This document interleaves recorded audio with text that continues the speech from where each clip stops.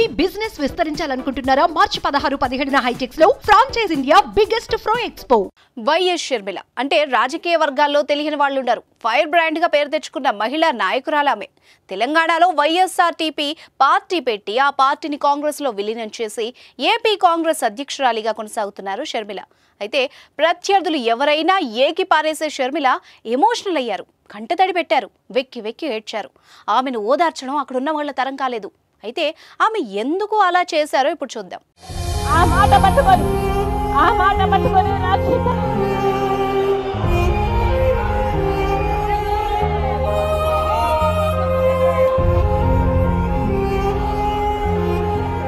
గురువారం ఆమె అమరావతిలో మాట్లాడుతూ కాంగ్రెస్ పార్టీ ఏపీకి ప్రత్యేక హోదా కోసం ఉద్యమించాలని నిర్ణయించిందని, ప్రత్యేక హోదా ఉద్యమం భుజాన వేసుకున్న పార్టీ కాంగ్రెస్ పార్టీ అని, గొర్రెల్లాగా ఉండొద్దని సింహాల్లా బయటకు రావాలని పిలుపునిచ్చారు. టీడీపీ అధినేత చంద్రబాబు సీఎం జగన్ను నమ్ముకొని 10 ఏళ్లుగా గొర్రెల్లాగా ఉన్నామని, ఇక నుంచైనా సింహాల్లాగా గర్జించాలని సూచించారు. జగన్, చంద్రబాబు, పవన్ కళ్యాణ్ ఈ 3 పార్టీలకు ఎవ్వరు ఓటు వేసినా బీజేపీకి వేసినట్టేనన్నారు. ప్రత్యేక హోదా కోసం మనం సింహాల్లా పోరాడి సాధించుకోవాలని, అవసరమైతే లాక్కోవాలని షర్మిల అన్నారు. ఏపీ రాష్ట్రానికి నరేంద్ర మోదీ ఏం చేశారని, అటు పవన్ కళ్యాణ్ ఏమో ప్రధాని మోదీ అంటే గౌరవం అంటున్నారని, అసలు మోదీ డిఫాల్టర్ కాదా, ఇచ్చిన హామీలు ఒక్కటైనా అమలు చేశారా అని ప్రశ్నించారు.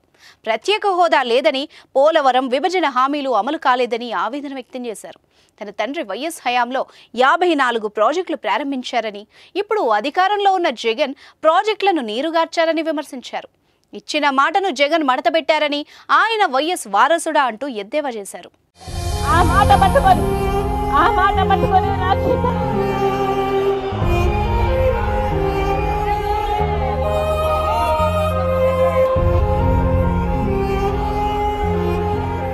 ఇక ఏపీకి ప్రత్యేక హోదా కోసం పోరాడే వాళ్లు లేరు కాబట్టే తాను ఏపీ ప్రజల కోసం వచ్చానని షర్మిల అన్నారు.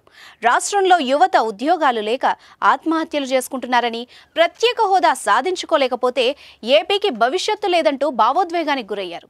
బీజేపీ పాలక ప్రతిపక్షం మోసం చూస్తుంటే తనకే బాధగా ఉందన్నారు. ప్రత్యేక హోదా కోసం కాంగ్రెస్ పార్టీగా డిక్లరేషన్ ఇచ్చామన్నారు. ఏపీకి ప్రత్యేక హోదా కాంగ్రెస్ అగ్రనేత రాహుల్ గాంధీతోనే సాధ్యమని వైఎస్ షర్మిల వ్యాఖ్యానించారు. ఏపీకి జరిగిన అన్యాయంపై మాట్లాడుతూ వైఎస్ రాజశేఖర్ రెడ్డిని తలుచుకుని ఎమోషనల్ అయ్యారు షర్మిల. ఏడ్చుకుంటూనే మాట్లాడారు. ఒకానొక సమయంలో మాట్లాడలేకపోయారు కూడా. కొద్దిసేపు మౌనంగా ఉండి మళ్లీ తన ప్రసంగాన్ని కొనసాగించారు.